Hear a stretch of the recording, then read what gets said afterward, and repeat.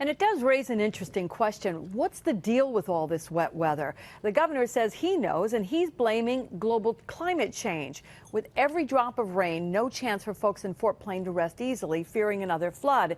We've had more than our fair share in recent years, certainly more frequently than many of us can remember. Our governor says that global warming is real and is causing the extreme weather here.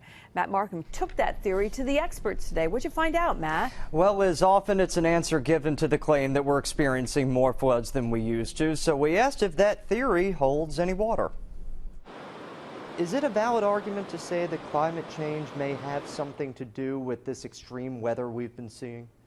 Asking the question if climate change has anything to do with this is a good question to ask, but right now the jury's still out. Still, if you think the phrase for the 100-year flood is out of style, you may be onto something. There's definitely been shifts in regions, that may last on the order of decades. Andrea Lang watches the map for trends and pushes through the clouds for answers, but there are years of cloudy days to examine.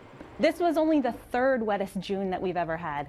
And records have been kept for the last 190 years in Albany. No single event can point to global warming, Lang believes, but with every inch of precipitation in the historical rain gauge, at least a better explanation. We're just now getting to the point where we have enough data to actually say something significant about the events that we're seeing. Families in the Mohawk Valley are still fearful that Mother Nature's anger will be unfairly lost on them again, and the maps are drawn towards a rainy trend, at least over the short term. It's the type of pattern you would associate with flooding in our region.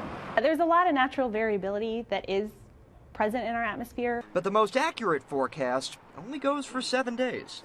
We might see an increase in flooding associated with climate change, but actually saying that this specific flooding event is the result of climate change is something you can't do.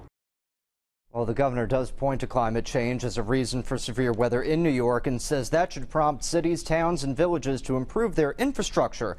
Some say they may not be able to weather that expense. We'll talk about it at 6 o'clock, Liz. All right, Matt, thank you very much. And we're going to get you up-to-the-minute updates on what's happening outside.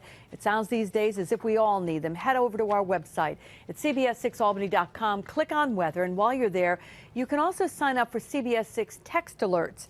And we encourage you to keep posting your weather photos to the CBS 6 Facebook page.